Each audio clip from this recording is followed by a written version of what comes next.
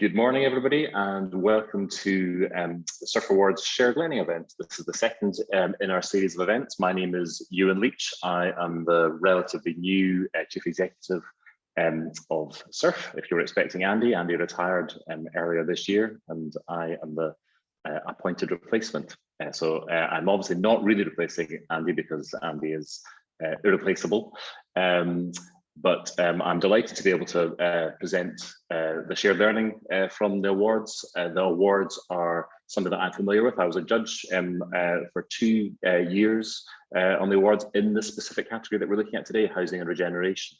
I was dumped from the awards last year, but I got my revenge on Emma by coming back to work beside her. So welcome to what we're looking at today, which is housing and regeneration. And as you will no doubt all be aware, when you apply to be a winner of a Surf Award, it doesn't end there. If you win or receive a commendation from the Surf judges, the whole point of the Surf Awards is to learn from them, to learn good practice, but also what the challenges and the barriers are that maybe needs to be overcome to achieve a successful project, or the barriers that were very difficult to overcome, and for us to collectively discuss ways that we can look at how we can overcome some of the, I suppose, systemic problems that can be barriers to community-led regeneration. And today is a good example of the nature of the work that Surf does, in that we will be looking at 3 projects from the Highlands, from Dumfries and Galloway, and from Angus, and looking at them as local place projects, but then also having a sort of bit of a national overview from the Scottish Federation of Housing Associations, and looking at how national policy can help and support and enable activity at a local level. But I don't want to give too much more of a preamble from me. If anybody wants to get in touch with me, my email is on our webpage. If you want to tweet about today, use the hashtag Surf Awards. It ties it back into the awards that took place earlier this year. But as I said, we have 3 speakers this morning. We're going to hear 3 initial speakers this morning, 3 projects, which we were going to hear from in order. And then we'll have some Q&A for the 3 projects before we hear from Stacey Dingwall from SFHA, from what their plans are for this year.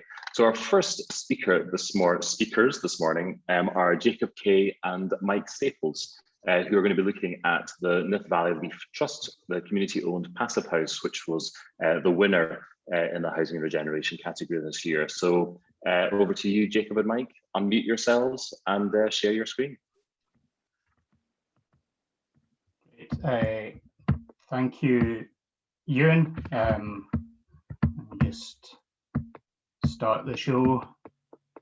Okay, so good morning, everyone. I'm Mike Staples, Chief Executive of South of Scotland Community Housing. I'm going to start by immediately passing over to Jakob from the Valley Leaf Trust.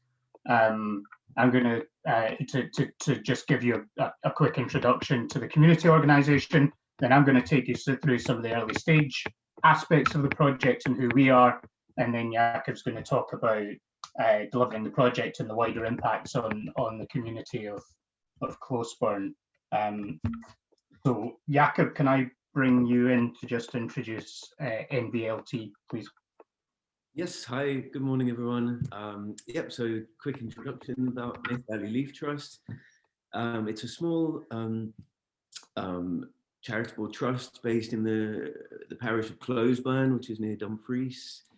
It hadn't done a huge amount before the housing, so the housing was quite a huge project, which was really exciting to get involved with.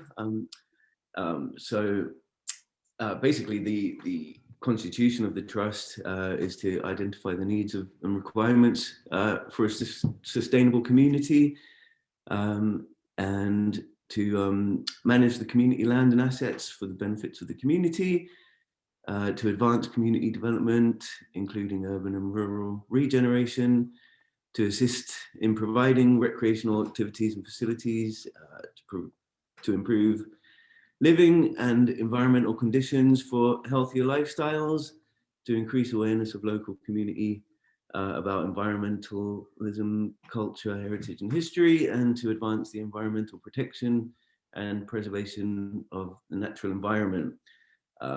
So it looks after quite a large area of Closeburn, but Closeburn itself is quite a small village itself, which we'll talk about a bit more later.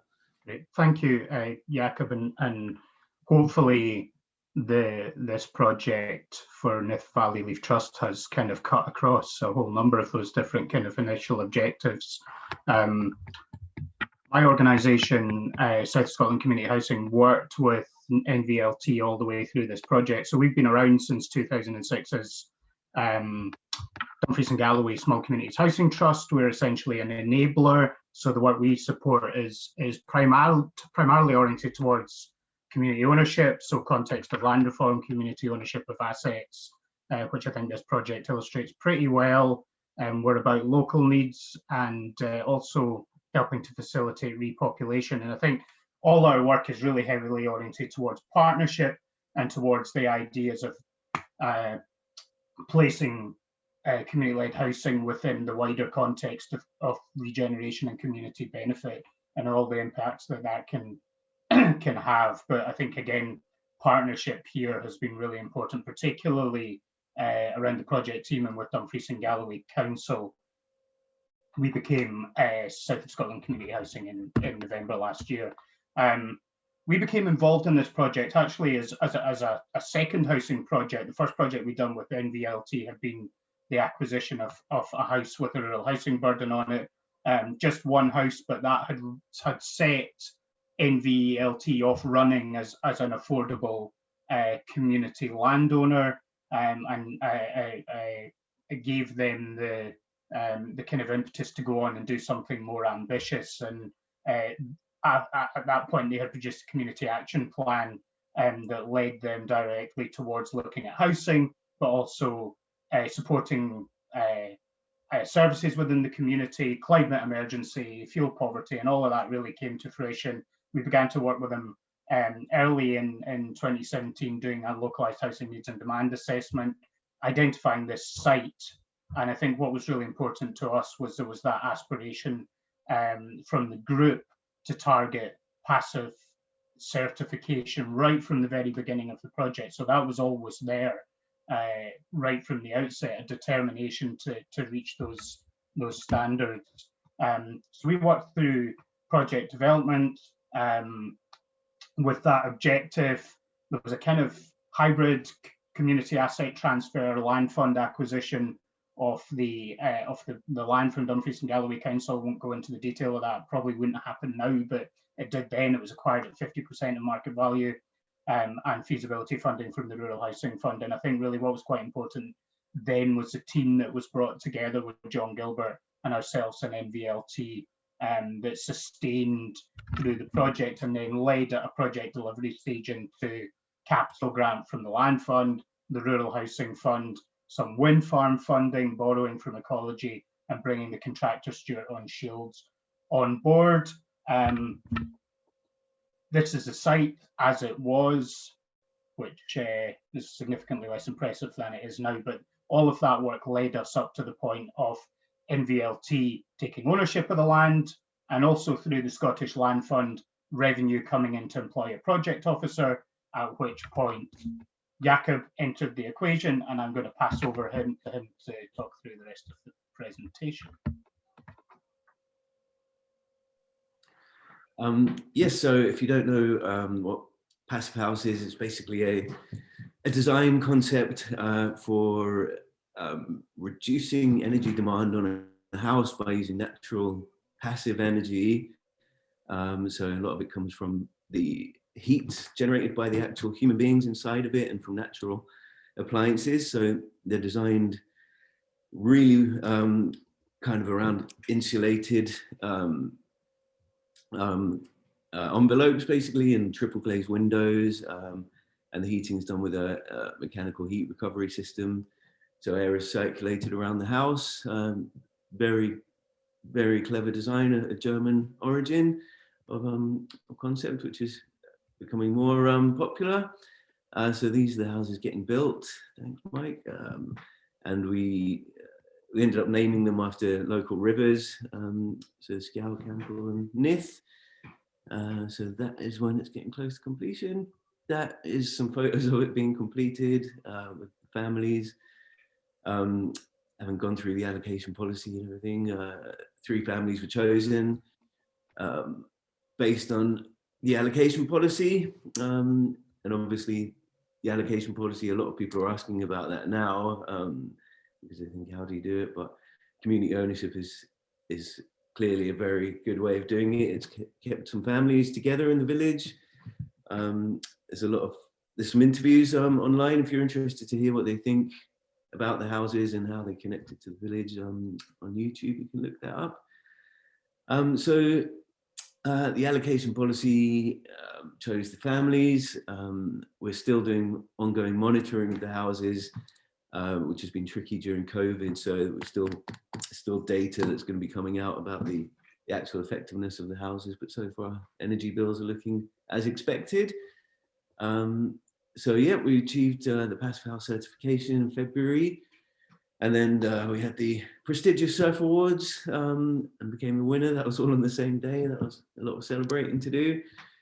And we're still working with South of Scotland with Mike, community housing, and always looking at more houses because of the success of it. So the outcomes, I think there were some other slides for this. Oh no, Mike has rejigged it. So yeah, so for the community, for the rural regeneration, it basically shown that we can really support a sustainable community. Obviously, increase the population slightly by building more houses, which supports the local services. And the primary school specifically is great that we've got young children that can support that, and village schools are always a bit under threat of low numbers. And it's created revenue towards, which goes back into the community trust, which can go into other projects long term. And the community owned housing is really good to have the stock in the village for the long term and set at affordable levels. So that for the community, that was a really positive thing to see, which was the kind of idea from the housing needs and assessment survey done. The drive and motivation for further projects and the kind of ethical concept of community housing was quite new to, I think, a lot of the community and other communities around here, what really is community housing. So I think people are starting to understand the benefits of it and understand how good it is for families and things, for the people actually living in the village. And we've been getting more responses to surveys, which is always a difficult task in these rural areas where people don't really know what the point of a community trust is. So we've been doing surveys recently and definitely getting more of a response rate, which is brilliant, which is what we need to go forward with other projects. Obviously, it's brought a lovely, colourful bit of architecture to a derelict site there. Everyone thinks that they're really beautiful. They just look very positive and colourful. And obviously, having families that are from the village living there means that, for example, behind there's a mother of one of the families. They crawl through the back fence to see their grandma, the little kids there. And over time, hopefully, that'll mean that families can support each other by being close to each other. And obviously, using less fuel means that directly the environment is benefiting as well within the village, without smoke coming out of chimneys and things like that. So for the tenants, they've finally managed to get us some security because they've been through housing associations or private rent, and we want them to be there for as long as possible. So the trust is very, very proud to be kind of saying, look, this is your home for the long term now, you're safe. The levels are set at affordable levels, so they know that they're suddenly not going to massively up the rent like a private landlord might do. The energy bills are a huge benefit. I think they're still approximately estimating it should be about £300 or maybe £350 a year, whereas some of them were paying that amount per month before, sometimes even more. So the low energy consumption and keeping the houses warm throughout the winter, it obviously makes it a lot more comfortable for the family. And the filtered air systems means that they've got nice clean air being pumped through the house, and they can remain with their friends and family. And yep, the wider impacts are addressing climate change, which is obviously a big issue, strengthening networks with the partnering organisations, supporters, funders. We've had really good relationships after it. I think everyone's really proud of this project. Working with Mike Staples as an ongoing thing. This is a really good relationship we've got. And we're hoping to help other communities as well, which we are doing. We're getting more revenue within the trust, which obviously looks good on paper for when we're applying for further funding for further projects. And we're looking at getting a playing field. And obviously getting the Surf Award was really good, and we're just really happy to be able to share our learning, what we've learned from doing it. So yeah, I think that's the time up. So thank you. Great, thank you very much. We will stop sharing now. Thank you very much, Jakob and Mike. That was a great overview of the project. I have written down a couple of questions, but I will save them for later. So really nice, lovely end product there from an environmental, architectural, community perspectives. And so therefore a very worthy winner. But we're now going on to some very commendable projects, and I'd like to introduce Jamie Ross from Angus Council to talk about their project at Dunarn Street in Newtile. And if Chris, you could share Jamie's screen. Smashing. Jamie. Okay. Yeah, can you hear me okay? Yeah, we can hear you loud and clear.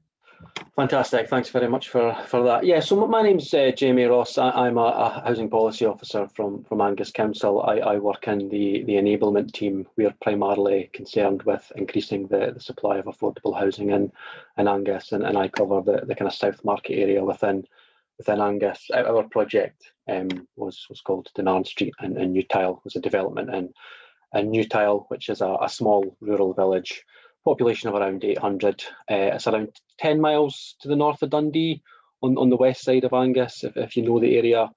In terms of housing, it kind of largely consists of owner-occupiers, though there is a kind of council presence there. It had been identified as a rural service centre in the South Market area within the local development plan in 2016. And it's recently become a bit of a kind of commuter village. The local development plan strategy was to promote use of brownfield sites and realise some larger greenfield sites, though at the same time trying to kind of retain the village's characteristics. It has a primary school, and as the previous contributor mentioned, in rural areas, the kind of school role can be kind of somewhat challenging in these kind of small rural schools, but that's where our development was done. The school's a new one, with the old having been demolished a good few years back. The new school was built, and I'd left that kind of vacant piece of land that had sat empty for many years. I think the council had considered trying to kind of market it on the open market, but there didn't seem to be a massive amount of interest. And the feeling from some local politicians was that they kind of wanted some sort of community benefit to it rather than just being kind of sold off to kind of private enterprise. But there wasn't any real definitive plans around what that kind of community benefit was or what it was going to be. So us in housing, we considered the site, whether the site could be developed out for affordable housing. And then around about 2016, it was included within the Strategic Housing Investment Plan for 8 units. Having reviewed demand in the area, both the village itself and the surrounding villages, we were quite comfortable with 8 as a unit total, and that would allow for some of the site to be left to the community should there be a definitive plan. Sorry, I could really go back to the previous slide, Chris. That's all right. Yeah, sorry. So that's my lengthy introduction. So we'd originally envisaged leaving a small portion of the area for the community, but but there wasn't really a definitive plan coming forward round about what that was going to be. So the unit total was later expanded to 12 as the community didn't really seem overly keen on taking on a piece of land in that particular area. And I'll kind of come on to the kind of challenges we had round about that later on. But in terms of rural housing more broadly, we're keen to increase the supply of affordable housing in the rural areas. Angus is made up of 7 large towns, but it does have a substantial rural population, and it can often be quite challenging to ensure that those the projects in those rural areas are included within our programme. I mean, 2 of the most in-demand locations, Carnoustie and Montefieth, if you're familiar with Angus, they're the two most kind of stressed areas in terms of affordable housing. They're both in the south, so it can be difficult for other rural areas in the south to get its kind of projects moving forward. We also have substantial developments in our programme for a couple of other rural service centres in Angus and Idsel and Letham. So we're kind of trying to make a concerted effort to increase the supply of affordable housing, and we're currently in the rural areas, and we're currently doing a bit of work around promoting and helping our communities access the kind of rural housing fund. And I know that was referenced by the previous contributor also. So it is something that's kind of front and central of our kind of focus at the moment. On to slide 2 is the actual site itself. So it's got 4,500 square metres. It was the area size. It was sat at the edge of a small area housing that was primarily council or ex-council. A lot had been sold off through right to buy. That's Dunarm Street.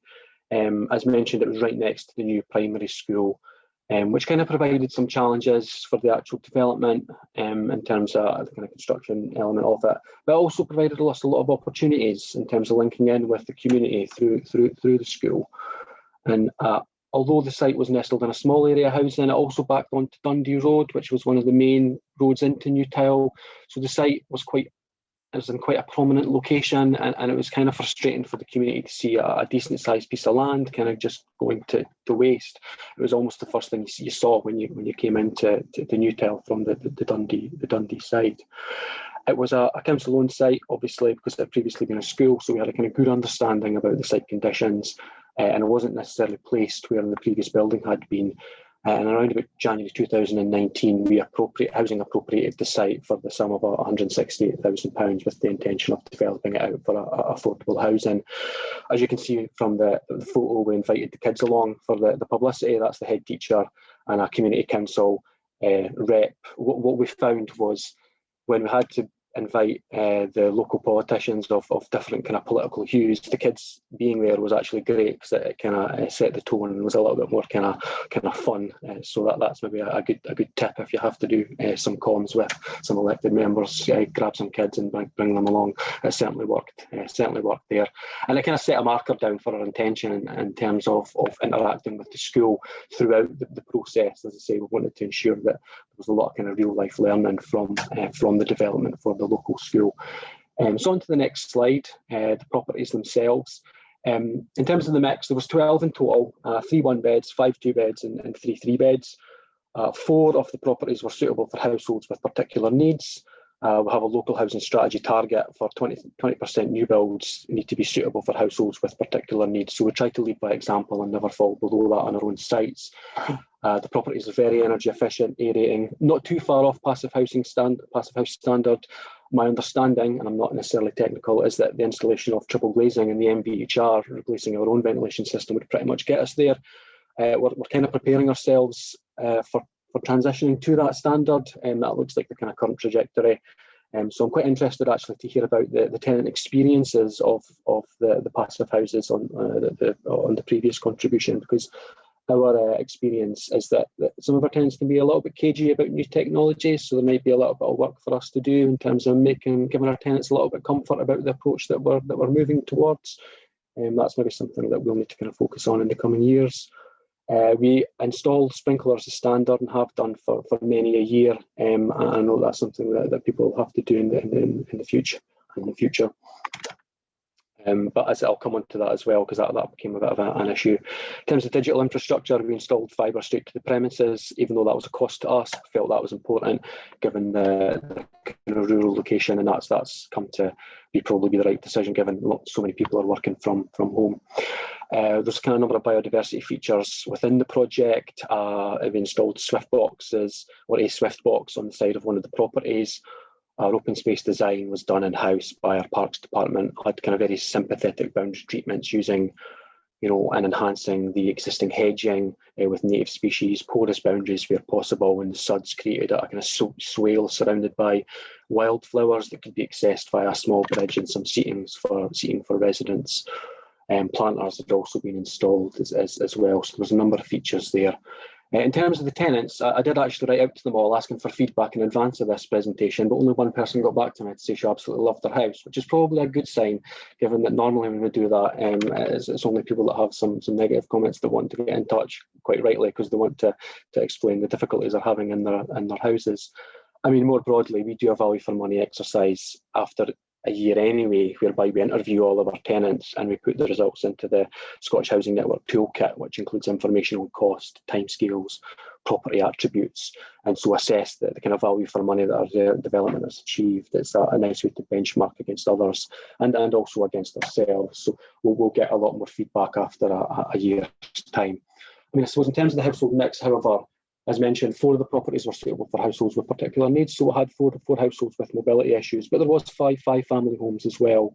So there were 16 kids that live in the development, 9 of primary school age. So that helps sustain the local primary school, which is right next door. As I mentioned earlier, the school role did have capacity for more kids.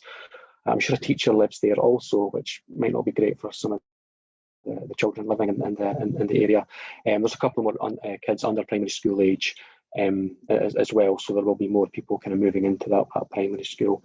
I mean, broadly, demand in Angus is for 1 beds. There's a lot high demand for 1 beds in Angus, but we felt that because there was other things to consider here in terms of sustaining the local community, its school, etc., that we felt more family housing was probably more required, even if it didn't exactly match up what the kind of demand reports kind of said. So moving on to the next slide, community engagement. We had early engagement through the Community Council and with the school around the provisional layout. We were keen to get feedback from them about our proposals prior to it going to planning, and that really helped us. Once it went to planning, we didn't have any objections or anything like that, and that's not necessarily the same as some other developments that have been done in Newtel. So we felt our engagement kind of worked quite well. I mean, early on, the main concerns of the community was round about whether or not they'd get a contribution from us if they were to develop any facility. They were quite keen on keeping the trees around the boundary, which we managed to do. Construction traffic and entrance to the site, the community preference was for the entrance to the houses to come off Dundee Road rather than go through the estate. We couldn't necessarily commit to that.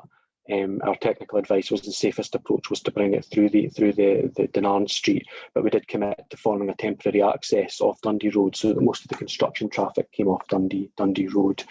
We initially had a thoroughfare through to the school, which the community didn't like, so we removed, and there was concerns around car parking, which we tried to address within the design, but that did remain a challenge throughout the kind of construction phase. In terms of the school interaction, that was primarily around about boundary treatment and how we could use the development for real life learning. We had to give assurances around access during construction phase. We moved back the boundary to create a better sight line coming out of the vehicular access.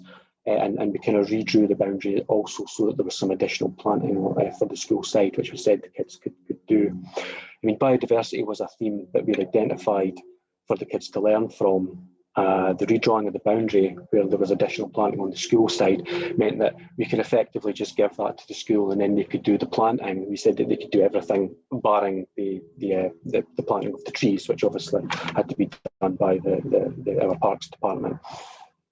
Admittedly, there was a mix-up with regard to the planting, which led us to delivering loads of plants to the school before the space was actually ready to be planted. So they got extra plants as well, so they were quite chuffed with that.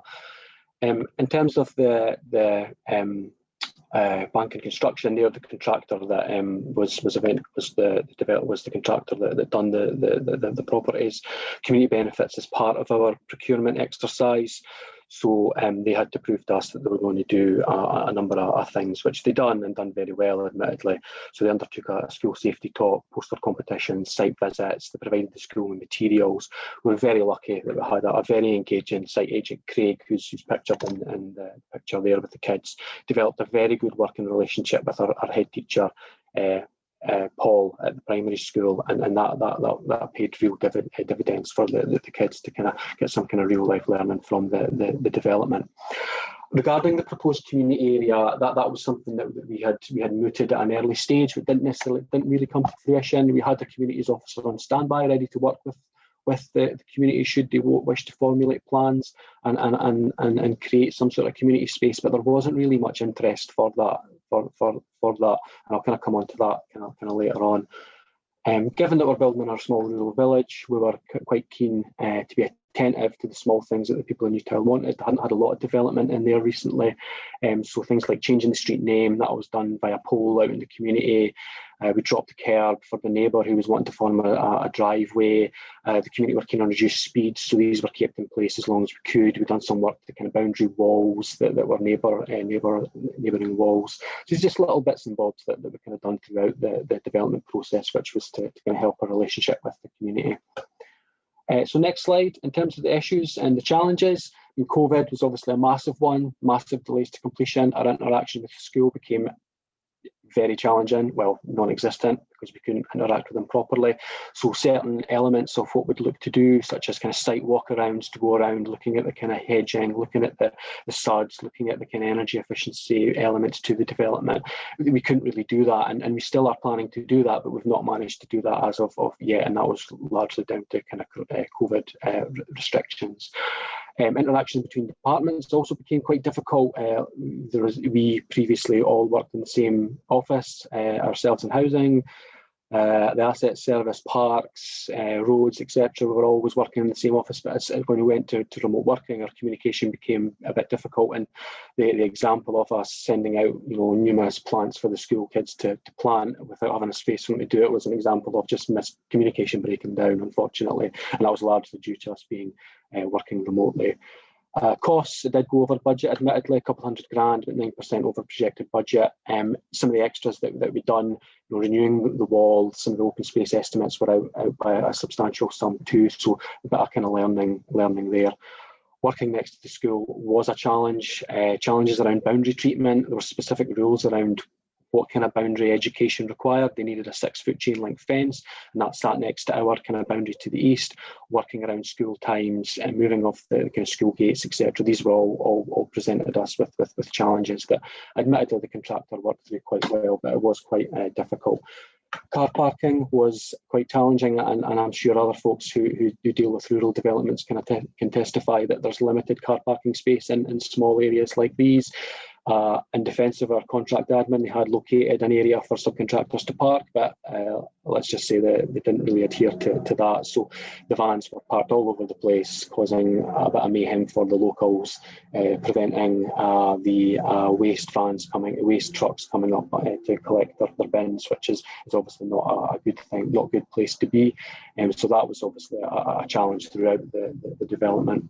And the final slide, in terms of lessons learned.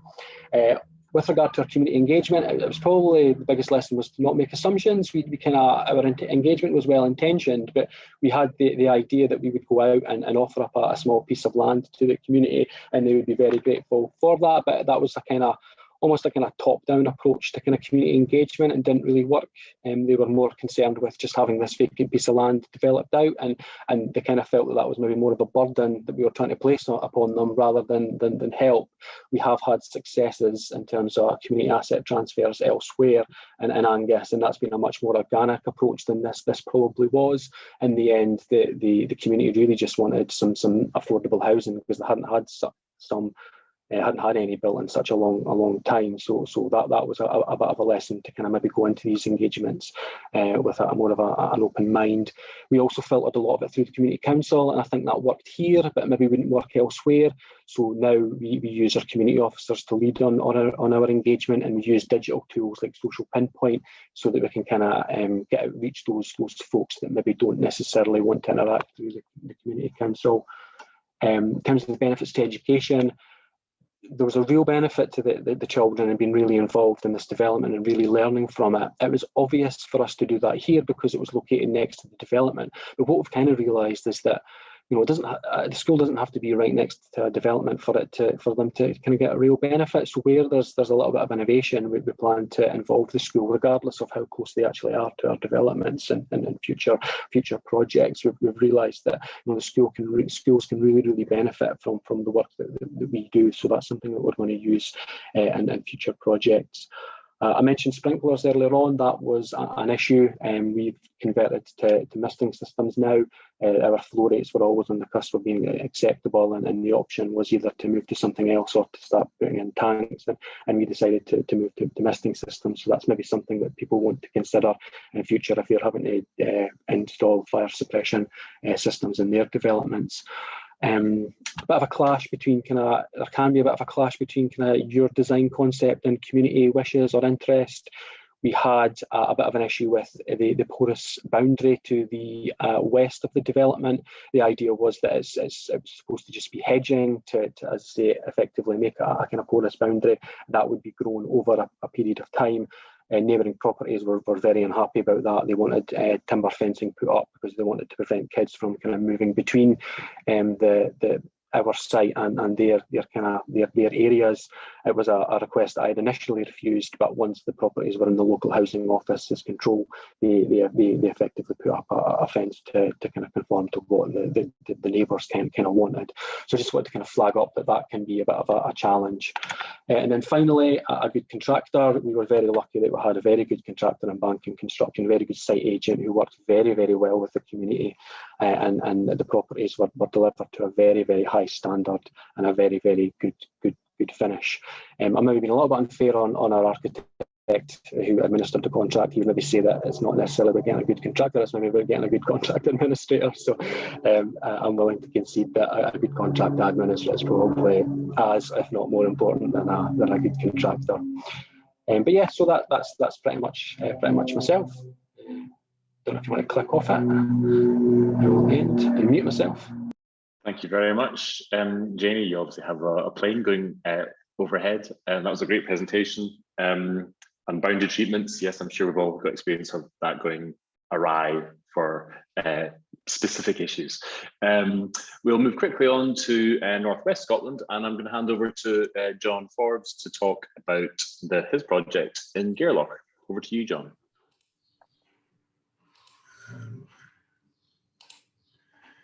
Okay, thanks for that, Ewan, and hopefully you can see my screen. You can see. Yep, that's it. It's worked. Perfect. That's ideal. Well, good morning. My name is John Forbes, and I work with the Communities Housing Trust. And thanks for letting us join this workshop and share our experiences and learning. And by way of an introduction for the organisation I work with, we've been established for over 30 years now, 20 years, sorry. And we're formerly known as the Highland Small Community Housing Trust and based in Inverness. But more recently, we've changed our name to the Communities Housing Trust, just to reflect the fact that we do work throughout a greater area of Scotland than we have done in the past. And we're a registered charity and a social enterprise. So what we do is primarily it's housing, community-led housing. Learn over the years is there's no fixed model to get a result and to get those houses that the community needs or wants into their areas. So we've not necessarily pioneered, but we look at a range of models, and they can include rented housing, low-cost housing, self-build, rent-to-buy, but also joint venture with other organisations like local authorities, landowners, registered social landlords, developers.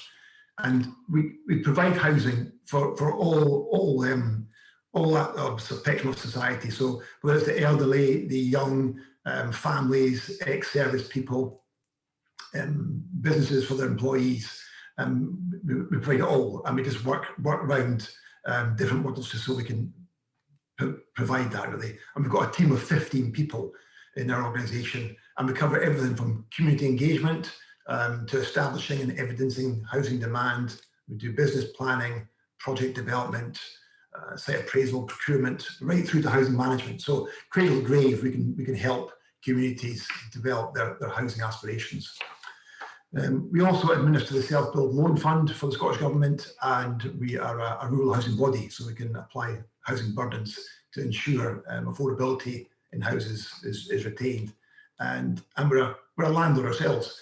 We own and manage about 57 houses across Scotland. And the areas we cover, well, predominantly it was, as I said, Inverness, and that's where our sort of core office is, our head office. You can see on the map there, the sort of developments we've done over the years, but we've now got offices in Perth and Oban. I work at Oban, got a colleague working in Perth. So John, your mic is cutting in and out slightly. Oh, sorry. I'll just see if I can just increase volume or something there. Hopefully that makes a difference, hopefully. So we work across sort of northern Scotland down to the central belt. Is that a bit clearer, Ewan, is it? Yes. Ideal. The sort of development we're going to talk about now that we were put forward with SURF was Gairloch up in the northwest Scotland. And it's predominantly housing. There's 25 affordable homes in this development. But we wanted to touch on the regeneration that the homes provided and helped in a small community. Gairloch's no different from a lot of communities in that there's a lack of affordable homes. There's a prevalence of second homes and holiday homes. And people are leaving the area in droves. The school roll suffers. And it's a diminishing circle. So this development brought together not only housing, but different aspects of regeneration in the community as a whole. So this is a short video. It lasts for 30 seconds and I'll take you around it. But hopefully you can see my cursor. I'll just point out some of the key parts of the site. The housing obviously is the main part of it. So this is around here. There's a farm shop, local business. There's a community building, which is we'll talk about in a bit later. There's an air training corps training facility and a museum, which was an old Cold War bunker, nuclear bunker. So this gives you just a 30-second drone flyover of the development. And as you can see, it's located next to the coast on the main thoroughfare through the Gairloch village. And you can see on from the main route there, the Gale building and the shop and through it. Just a good view of the houses there. So it was really housing that is sort of bedrock of what we do, but we wanted to look at a little bit more than that to make this development work. So in addition to the sort of 25 homes, and they're important because they were delivered across a number of tenures and from three providers. There's ourselves, the Highland Council, and a registered social landlord, Alban Housing, provided the housing. But in addition to that, we looked at a community hub, which is the Gale building, and that provided a tourism information place, a cafe, a shop, and also linked into the University of Highlands and Islands, giving it a learning centre, which would enable people from obviously a remote location to access education, where ordinarily it would be very, very difficult to do that. And then on top of that, we've got the farm shop, which is a new business set up, and it's got a weekly vet clinic in there, and the air training corps, a new facility, purpose built with the help of the MOD for the youth, so it helps with youth development in the area as well. So it's a holistic view of the whole site, not just the housing, but the regeneration of the village. I should have said that it was a brownfield site. It was a site of a hotel that had burnt down many, many years ago. So it was an eyesore to the village and had been for many, many years. And it has been a struggle to come up with a development that would, build out that site and be a plus to the community. And this, over a number of years, has achieved that. But it wasn't all plain sailing, and there's obviously there's challenges around every development, and this is no exception. I think really the relationship with the Highland Council was very, very good, and the initial idea was to put a sort of a retail commercial park at the back of the site, and the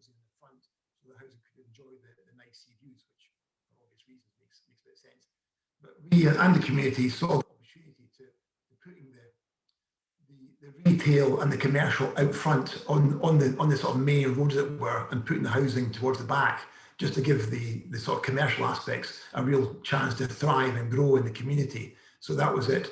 And in fairness to council, they were very receptive. So they changed around the local development plan, and they were agreeable to making those changes. So, but it was a challenge, I guess, to get everyone on board with that one, but we managed to do it. The other real challenge, I guess, was this development wasn't done in a year or two. It was developed over a number of years, just bringing together the partners, doing the different bits of the development at different stages, whether it be land being released, funding being available. So it was a long, drawn-out affair. But the capacity of the local groups was a challenge, and volunteer fatigue. Most community groups are run by volunteers. Some are very, very qualified and professional and know the background to housing development and commercial development. Others don't. And we have an organisation like ourselves that can sort of be pivotal or be key to unlocking some of the strategic partners, bringing together ideas, but perhaps more importantly, instilling a bit of confidence in the community that they can do this, because our ethos is community-led, and sometimes community groups just need a little bit of belief. And through our sharing and our learning from other developments, we hopefully can bring that belief in their ability to bring developments to a conclusion. So keeping that momentum going, using us as a sort of a link or linchpin with other developers and partners helped. But the capacity of the community groups was a challenge throughout this, and obviously funding. Funding's never easy.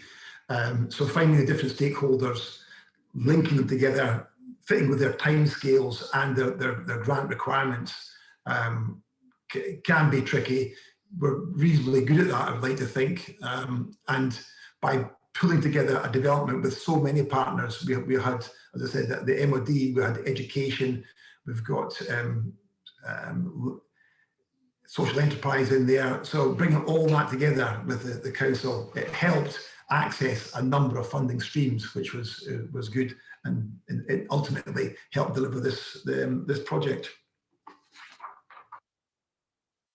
So success is not just the housing. Obviously, 25 houses is a great success.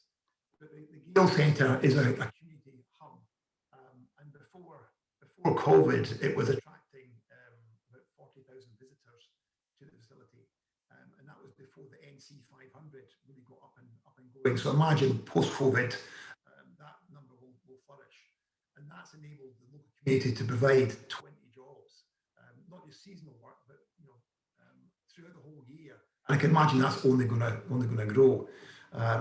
There's a space for growing fruit and vegetable produce for the cafe out at the back, and that gives learning opportunities for the local schools as well, which is a good benefit. And as I said before, there's a learning space within the building for the University of Highlands and Islands. Unfortunately, or fortunately, they've outgrown that space and had to find other premises.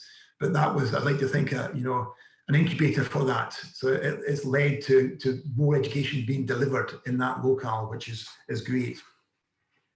So the Tourist Hub, the shop, the cafe, the Tours of the Nation, it's got a symbiotic relationship with the farm shop. It's a new business there.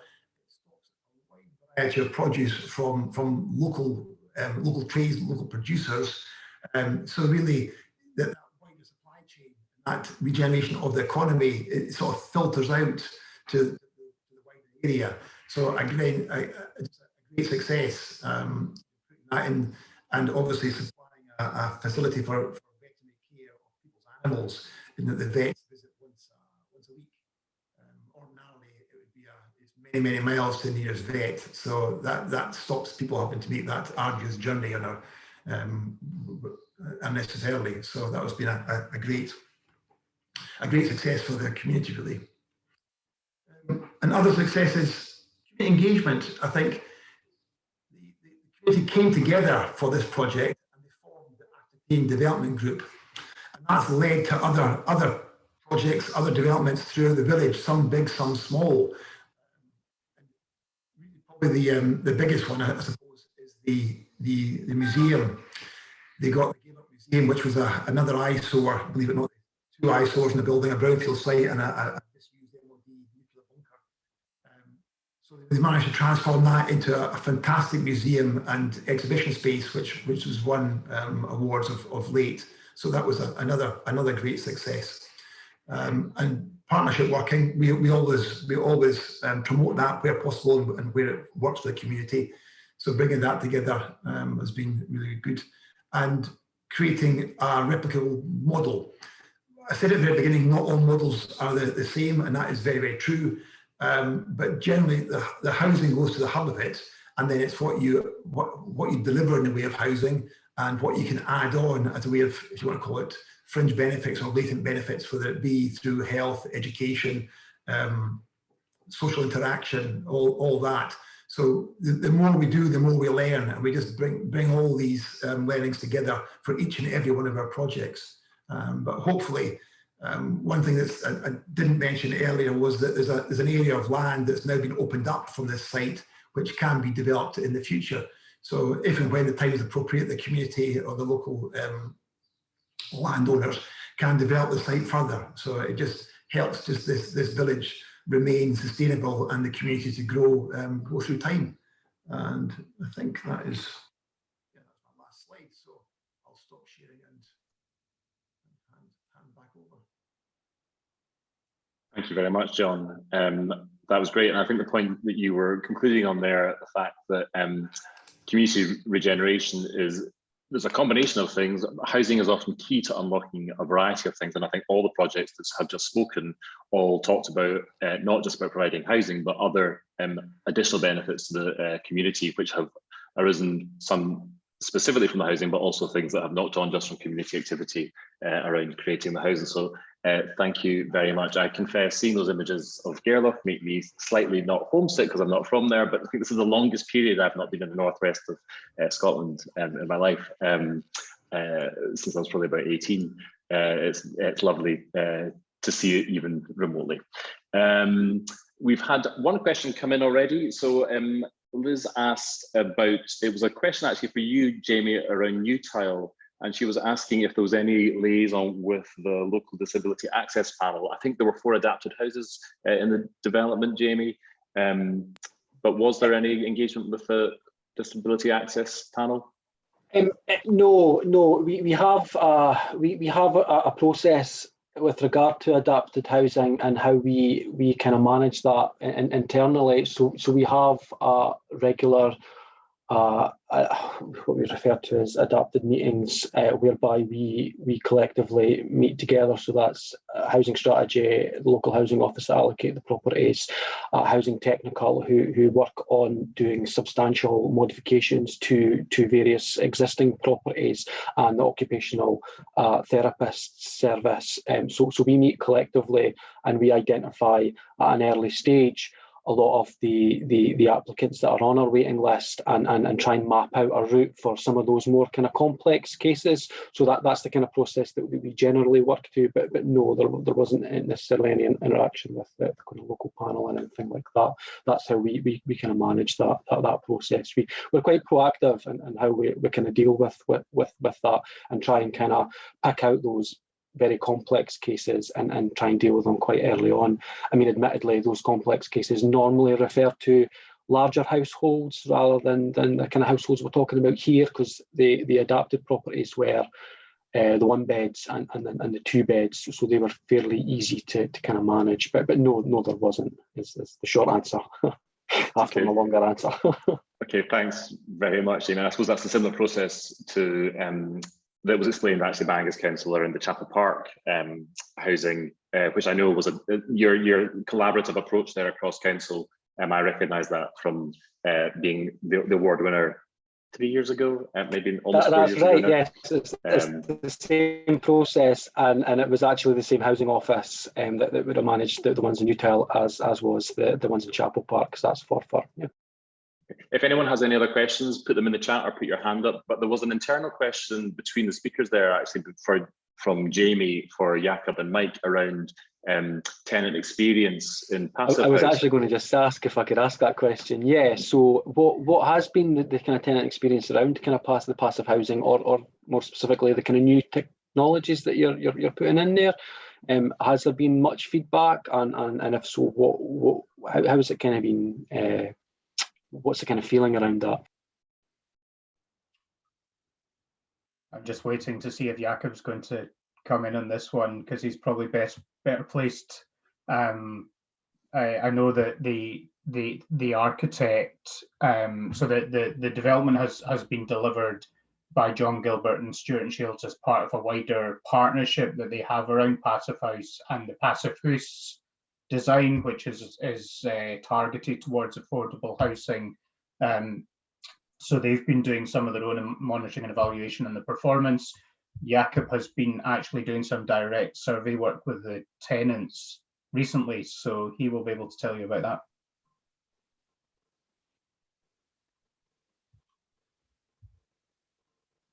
Hi. So about survey work. No, the question was the tenant's experience of the new technology in the passive house. Yes, it has been a bit tricky to begin with, because when they moved in, it was still during the COVID restrictions. So we've been doing a lot of video conferencing type things to begin with, but they seem to have got the hang of it eventually. It would have been much nicer to have gone in and kind of shown it to them face to face and things, but obviously that's impossible really at the minute.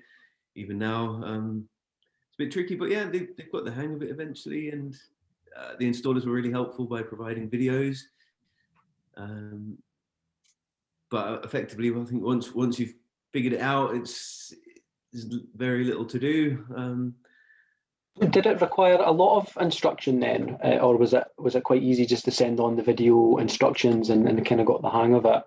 I mean, if we do it in the future, we'll have our housing officers that would need to kind of convey how the things work, and I'm just wondering if it was quite challenging to get the tenants to really get a handle on what they should and shouldn't do. Was that fairly easy? Was it just a matter of sending out the videos, or did it require a little bit more instruction? Not really. I mean, I think when they all applied to become tenants in the first place, we were doing quite a lot of consultation stuff and explaining what Passive House is. It's an interactive experience, and I think a lot of them, even before applying, kind of did their own research as to what the issues are, and already had lists of potential things that they were worried about, actually, which is strange. But ultimately, it's kind of like, I suppose it's comparative to being used to an old diesel car and then getting an electric car. You've got to kind of understand how it works, and then once you're used to it, it just seems like the new normal. I mean, it is funny, some of these things. It's like, they almost miss the idea of having a little fire going. It's a classic Scottish thing, and going, is it going to be cozy? Because it hasn't got a fire. But ultimately, it's such a modern system that everything's electronic. One family in particular just seemed to be a lot more technically savvy than the others, and they were quite happy to go, right, we'll deal directly with some engineers if we're having issues, and then we'll teach the neighbours how to do it. And so that's really nice. It's, again, community kind of vibe. And they get on really well, the neighbours, so they're all helping each other and teaching each other little tricks and whatever, and comparing blinds and floor coverings, even down to floor coverings. It's I think they're still trying to learn and looking at each other's house and go, your kitchen's a bit cooler than ours because you've got these furnishings in it or whatever. So it's a new thing, so the monitoring will be really useful as we go forward. Yeah.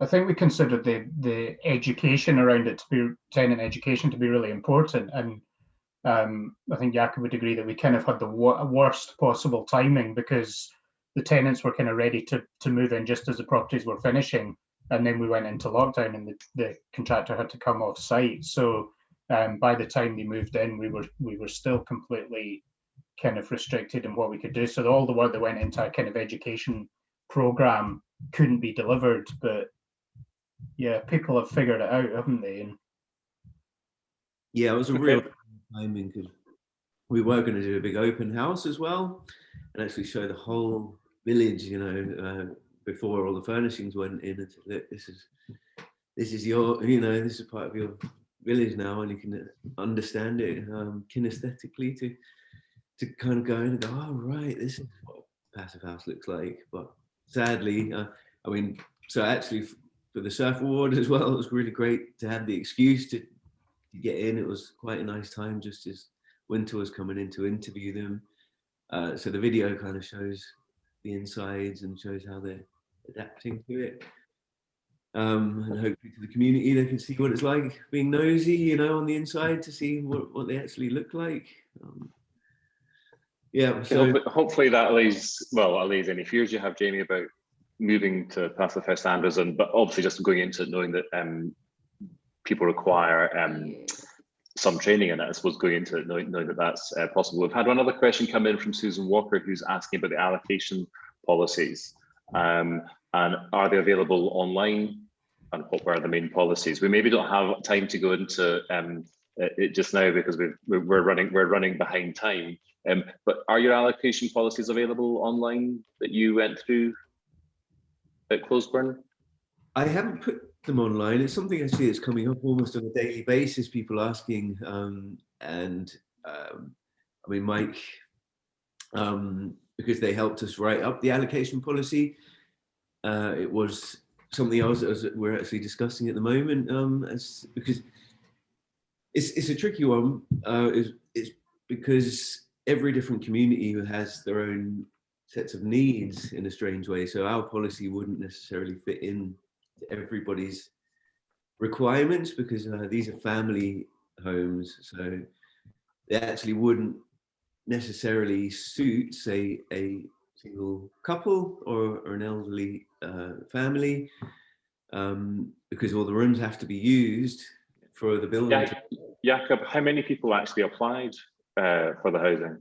We had 11 formal applications. A lot of people said that they didn't bother applying because they knew that these were homes. Yeah. And even though they might be planning a family, they didn't quite have.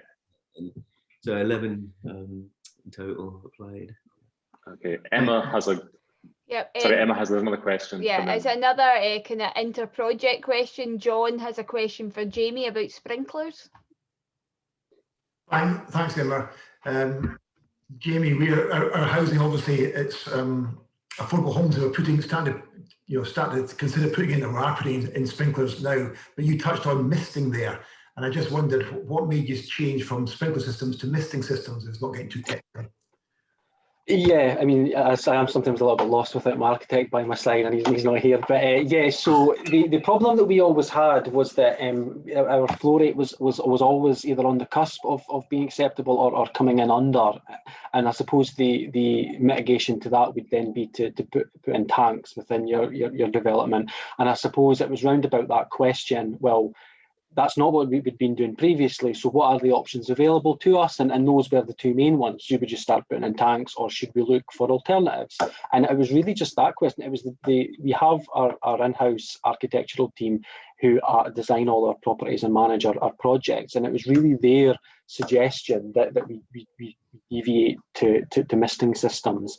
And then they'd worked kind of collaboratively with, they'd been in touch with our kind of building control within Angus Council round about that on a couple of projects that are on site now, and that seems to be an acceptable form of fire suppression system, as opposed to, well, I suppose they're still both fire suppression systems, but that seemed to be an acceptable installation to them. So their advice was to move to misting systems, and we in housing just kind of accepted that, given the problems that we've had round about kind of flow rates and stuff like that. I believe that on a couple of occasions we have actually put in kind of tanks, but we'd never designed it initially to to be like that. So it was always popping up or cropping up as an issue, and so that was really what made us change.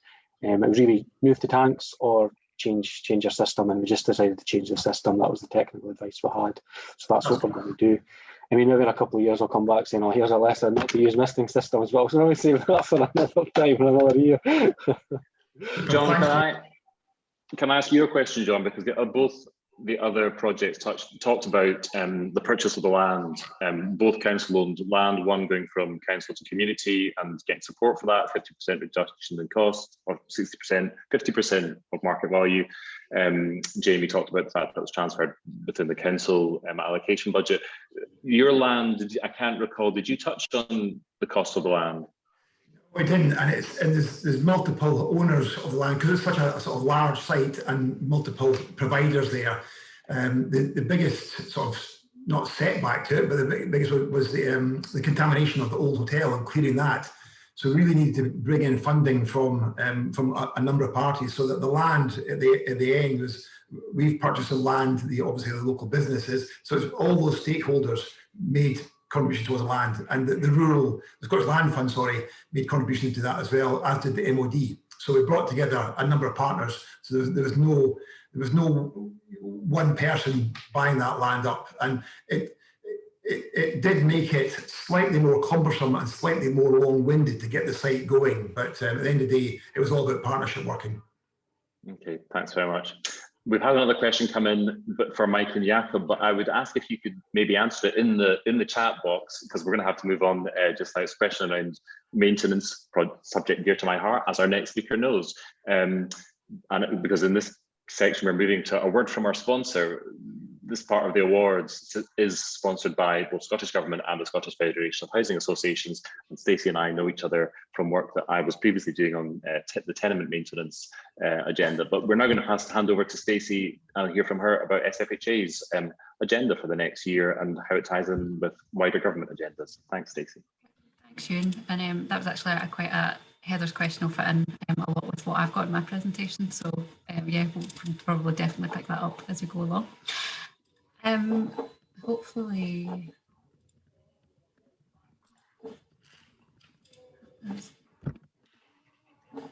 Okay. That's it. Perfect, thanks, June. Okay, thank you for having me along today to talk a bit about SFHA's priorities for the year ahead, and I'll also touch a wee bit about what we've been up to in the last year, because it's over a year now, and also more recently some of the key priorities that SFHA have been focusing on. For those of you who don't know, SFHA is the national membership body and voice for associations and cooperatives in Scotland. So at the moment, we have four kind of key priorities, three of which I'll let you guess were identified in partnership with our members, and the other one has kind of been forced on us somewhat, or forced on all of us.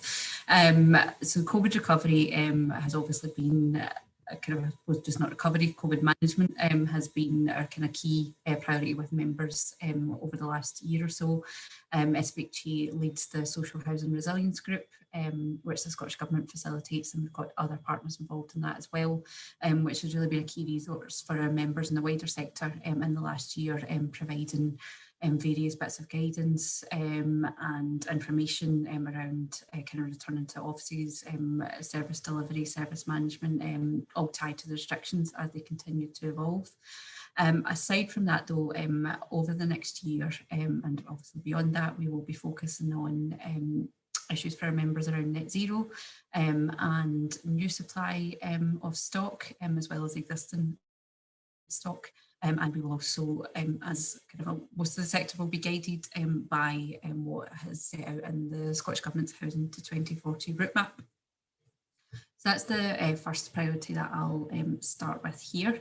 So for those of you who don't know the background, Housing to 2040 has been quite a long process, which started before I started working with SFHA a couple of years ago. And what it does now that it's finally published in March of this year, following a delay due to the pandemic, which also allowed them to take into account lessons that have been learned over the last year, and also messages from key publications such as the Social Renewal Advisory Board. So what Housing to 2040 does is sets out a route map, really a vision and ambition for what the Scottish Government wants the housing system and just overall housing in Scotland to look like in 2040. It sets out a really kind of wide-ranging commitments and vision and ambition on behalf of the Scottish Government. Overall, SVHE has welcomed the route map just for the level of vision and ambition that it sets out. Kind of delivering the kind of safe, kind of warm, energy efficient and affordable homes is very much in alignment with SVHE's priorities.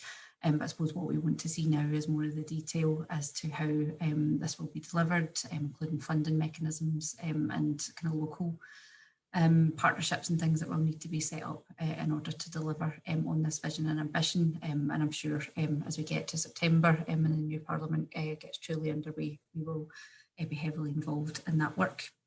So some of the key elements for us in our membership that are included within Housing to 2040 is the commitment to deliver a further 100,000 affordable homes by 2032 with at least 70% for social rent. And this is a really key one for SVHE, and we've long asked for a commitment to a housing programme which spans longer than one Parliament to allow our developing members to forward plan with more certainty. So the fact that they've committed to the kind of 10-year programme is a really big win for us in the sector. Of course, there's a lot around there around the climate change targets, net zero. There's commitments around decarbonising heating in all homes, including the aim for all new homes delivered by social landlords to be zero emissions by 2026. Another really big thing is the work towards a kind of all 10-year housing quality standard. A big thing for us and our members has been the different kind of higher standards that social housing is held to at the moment. So we're really pleased to see that they will be working towards making this applicable across all tenures in the future. Two big things that will come over the course of the next year is a rented sector strategy, which will be looking at elements of affordability and rent setting across the whole housing sector. And a housing bill which will include audits of all housing and homelessness legislation, and I'm sure lots of different other elements will be included in that. We'll also see a review of the Housing for Varying Needs Design Standard and a whole system review of the adaptations process. And there are also various commitments around homelessness, including continuing with the Ending Homelessness Ambition and Action Plan, supporting housing development in rural and island areas, which is obviously good for some of the projects that we have heard about today, for increasing more of those. There's a lot around kind of human rights and progressing the right to an adequate home in Scotland, alongside different elements, including making digital connectivity a standard to improve digital inclusion in the country. A lot of focus on integration of housing with health and social care, again, which is a huge priority for our members who deliver not just housing, but also health services to their tenants. And there's also a lot around there around kind of changing kind of wider system considerations around taxation, changing I suppose societal attitudes towards home ownership. And looking at providing people with more options around things like self-build, for example. So as I said, lots in there to keep us busy over the next year and obviously well beyond. At the moment though, there's been a number of things that SVHE have been focused on, working a lot with the Scottish Government and other sector partners to kind of realise, really do kind of a lot of the groundwork, to be honest, for some of that we need to realise some of the commitments and ambitions set out in Housing to 2040. So in recent months, one group that we've been heavily involved in is a review group of the current subsidy which is provided for affordable housing, or as we've kind of moved towards referring to as investment, as of course it's not a subsidy that's been provided to build affordable homes, as an investment in providing these homes for communities and places and for people who need access to affordable housing. So the focus of this group has been what grant level is needed in order to allow social landlords to provide these new homes, the new build homes, and also support the government's targets around finishing the current 50,000 home target and then moving on to the 100,000 homes. This has been quite a challenging group to be involved in, just because there's so many elements. as I kind of touched on, Housing to 2040 means that, you know, the houses that will be delivered in this new programme will be different to the ones that have maybe been delivered in the past, certainly in terms of the requirements around energy efficiency, for example, which, you know, we fully support, and I think everyone would be in agreement that these are the kind of homes that we do need to deliver. But it does require a higher level of investment to provide these homes. And a lot of our members and you know, the wider industry as well are grappling with issues around you know, supply of labour and also materials just now as a result of not only COVID but also Brexit. So just unfortunately it's becoming a lot more expensive to deliver these homes. So just really working with the Scottish Government to maximise the investment that they are able to provide in order to deliver these homes and deliver on targets. So that bit of work is almost finished, and there will be a report which will come out of this working group, which will make recommendations to ministers about the grant levels for the new programme. Another really key bit of work that we've been involved in at the moment is the Zero Emissions and Social Housing Task Force, the lovely acronym ZEST that we've been using for that. That is co-chaired by SVHA's Chief Exec Sally Thomas and Aubrey Fawcett, who is the Chief Exec of Inverclyde Council. So for the last couple of months, we've been working with reps from the sector, reps from local authorities, COSLA, but also practical practitioners and people, architects that are involved on the ground, you know, delivering some of those passive house projects that we've heard about today, who have that really kind of practical knowledge about how we will actually get to zero emissions in social housing. So really what the group was asked to consider was the blueprint for the ideal system that which will promote the economic and environmental aspirations for Scotland in the short, medium and long term, in terms of the actions required by the entire social housing sector in achieving zero emissions homes, while also maximising the wider social and economic opportunities which relate to green jobs and also warm, quality and sustainable homes. So quite a big remit, especially for a task force that was very short life. We only had a couple of months to undertake this bit of work. So as you can imagine, we've worked at great pace over the last couple of months to deliver a set of recommendations and report again to Scottish ministers, which will be published within the next couple of weeks. We've not just focused on, you know, issues around how much it's going to cost to get to, you know, to reduce zero emissions in social housing. Again, some of the issues that come up when we've discussed some of the projects earlier today, you know, particularly around tenant engagement and understanding what's to come, you know, and what the quite significant changes are going to mean for them and their heating systems, and making sure that, you know, we take tenants with us, and it truly is, you know, there's a lot of talk about a just transition, which of course we won't be able to have without the tenant involvement. So there's a whole kind of consideration and set of recommendations based on how we achieve that as well, which again will be published widely in the next couple of weeks.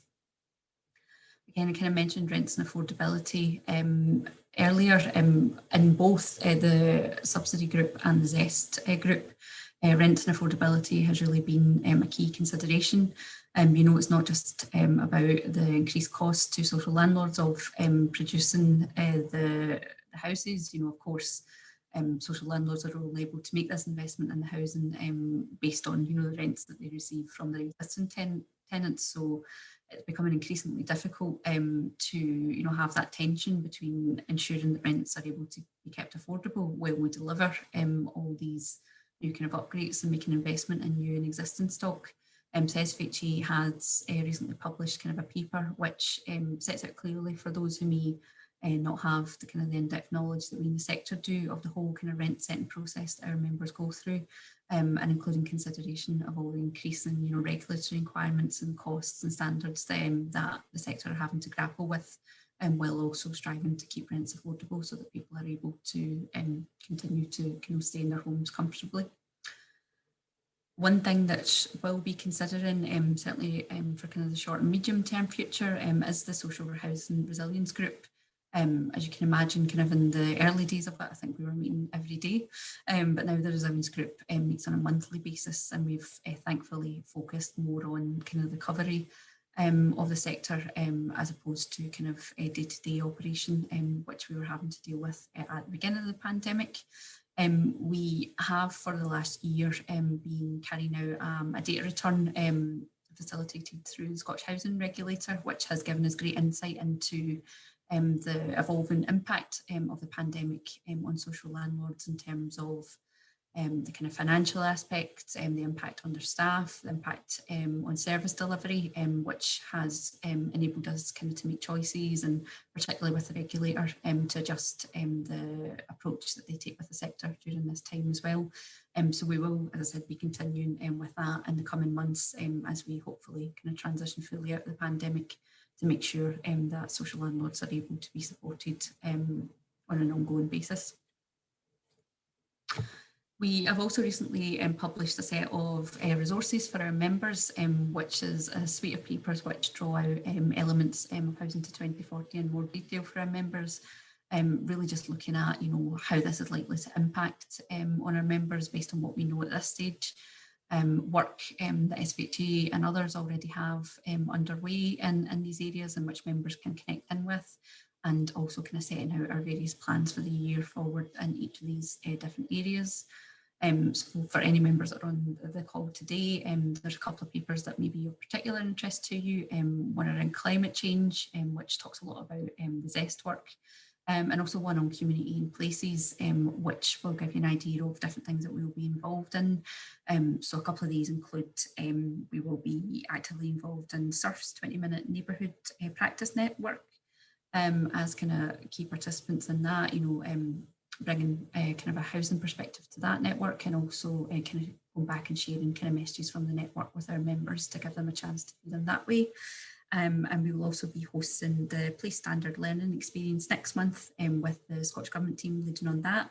And that will allow anyone who participates in the workshop to plan and apply the Place Standard in their own area with support from the National Place Standard team. So there's more details of all of these things on our website if you want to have a look after today. We're always keen for more members to get involved in the different kind of elements and work streams that we have ongoing at the moment.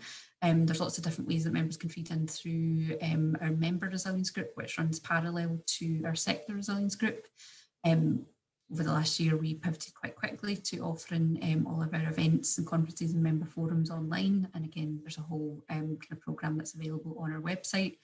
We've also in the last year been providing a series of Teams forums for our members, which has been really good, not just to connect in with us, but also for members to connect in with peers, especially as they were kind of grappling with doing new things in the last year at very short notice, as we all had to do.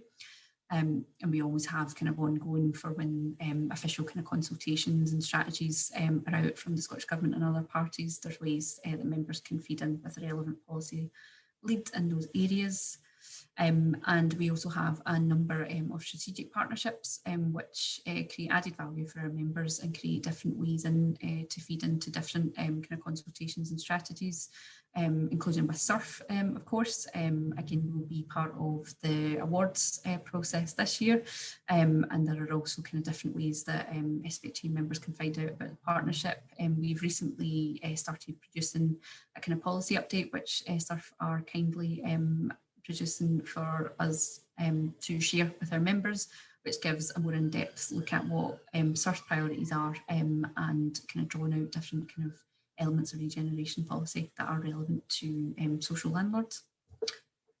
So that is me at the end of our presentation. I'm happy to take any questions or kind of comments on any of the issues that I've raised throughout the presentation. Thank you. Thank you very much, Stacey. If anybody's got any questions for Stacey, either put it in the chat or put your hand up. Stacey, I have a question because I suppose I also recently read the research you commissioned through Changeworks around maintenance and tenements, and I suppose in light of your presentation, the balance between the money needed for existing stock and what we deliver for new housing, which is also needed. In your discussions and that you're having with government, where do you feel the attention lies, and is there enough attention on existing stock? But that's the constant kind of tension that we have, with the conversation with government and also with members, and it is becoming an increasing tension. To be honest, we have heard from some members who have said that they're kind of getting to the point now where they don't think they continue developing new stock just based on, you know, kind of decisions that they have to make about investment in their existing stock. Because I think I said, you know, a lot of our members are conscious that, you know, to invest in the new stock, they do have to invest, you know, the money, the rent money that they get from their existing tenants in that new stock. And, you know, if that means an overall increase in rent, you know, how do you explain that to your existing tenants? You know, to deliver on Scottish Government targets, I don't think that's going to really sit well with your existing tenant who's had their rent put up. And that's kind of, we've been back and forwards quite a lot with the investment the grant group, to be honest. Just, you know, we commissioned another report at the start of the year, which is about the cost of compliance, which showed that the average cost of development has risen by £20,000 in the last 5 years. So that's really why we're just kind of trying to push that onto government and make them understand, you know, things are becoming more expensive. Our members are really grappling with these issues.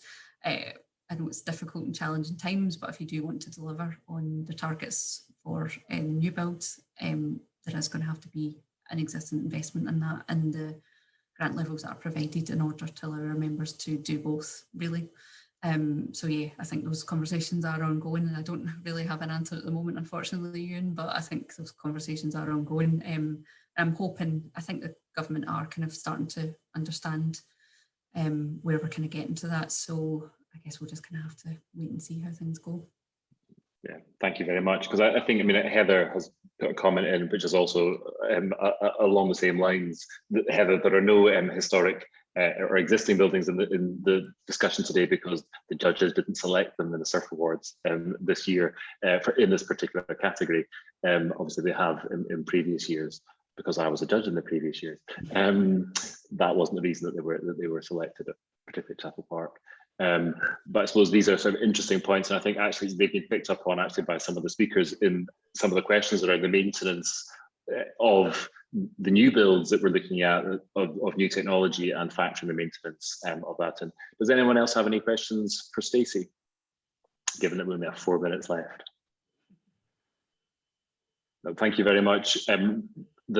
Stacey, Ben, and thank you very much to our other speakers, Mike, Jamie, John, and Jakob. Today's event has been recorded, which I maybe should have said at the beginning, but I think when it starts recording, you're all told this event is being recorded. So the recording will be made available along with all the presentations on the SURF website. So if you're wanting colleagues to pick up on any of the points or make contact with any of our speakers, then you'll be able to do that via our website. But thank you very much to all the speakers for sharing the learning. There was good learning in it today. There's obviously learning that's continuing between each of you as project, and I think all the things that you picked up on or presented on were actually picked up in some of Stacey's point, I suppose, the national agenda, and it was good to see that digital connectivity is a key agenda for the government, and that was obviously seen in the project as Jamie presented at Newtels, that being intrinsic, built in now to the project rather than being retrofitted afterwards. So thank you very much to all our speakers. I'm now going to hand over to Emma for, as she says, some adverts. Yes, some adverts. I'll be very quick to let you get off. I've just got to share my screen quickly. Here we go. Slideshow. So I'm just going to do a few adverts just before we finish. One is for the 2021 SURF Awards, which are currently open for applications and opened on the 3rd of June. This year's image is a bear, as you can see here. It's about the feeling of hibernation in the world, coming out of hibernation to a very often changed environment that we're now finding ourselves in as we sit on Zoom delivering a workshop rather than being in person. The 5 categories remain as per last year, and the housing and regeneration category is in there again. We are hoping that the awards dinner will take place on the 9th of December in the Grand Central, so we've got everything crossed for that. So if you are wanting to apply, the information is all on the SURF website, or you can drop me an email, and the closing date is 5 p.m. on Monday the 6th of September, so you've still got a wee bit of time left. Just quickly on SURF membership, if you're not already a member or you're thinking about becoming a member, it's only £50 for organisations or £20 for community groups and individuals. It's a free way to promote your activities. You can get involved in some of our consultation responses, And it's a good way of getting up-to-date information on what Surf are doing and advanced booking on some of our events. Again, that's on the Surf website just there, but I'll send an email after the event with all these details. And just lastly, a wee plug for some of the events we've still got coming up. There's 2 more workshops left in this series. Next week is on place-based regeneration and features our place winner Campbelltown, along with our community-led winner, the Tannehill Centre, and also our Special Recognition Award, which was a partnership who delivered outstanding things to do with COVID in Lark Hall. And then the final workshop is 2 weeks today, and that's on creative regeneration and features all 3 of the creative projects. Our annual conference is currently open for bookings. The overarching theme is Partners in Place, and it looks at COVID recovery, it looks at climate change, and it looks at place-based regeneration, and that's across the 3 days in August. And again, I mentioned the dinner. All of the information on Surf events are on the website, and you can book onto any of the events there as well. So that's just me on the adverts. If anybody does have any questions about the awards, I'll post a link just now, just to some information in the chat bar, but you can always drop me an email and or give me a phone, and I'm happy to chat through them. That's me. Thank you very much, Emma. And for those who are interested in the historic environment or existing environment, next week's presentation on Campbelltown, will certainly that will be featuring higher on that agenda. Thank you very much for joining us today. I appreciate it's a beautiful day. I'm outside. It should really be a national holiday when we get temperatures that are, you know, above, well, probably 18, but certainly above 20. And so I hope people are going to be able to enjoy the sunshine this weekend. And just a final round of applause for our speakers. Thank you very much.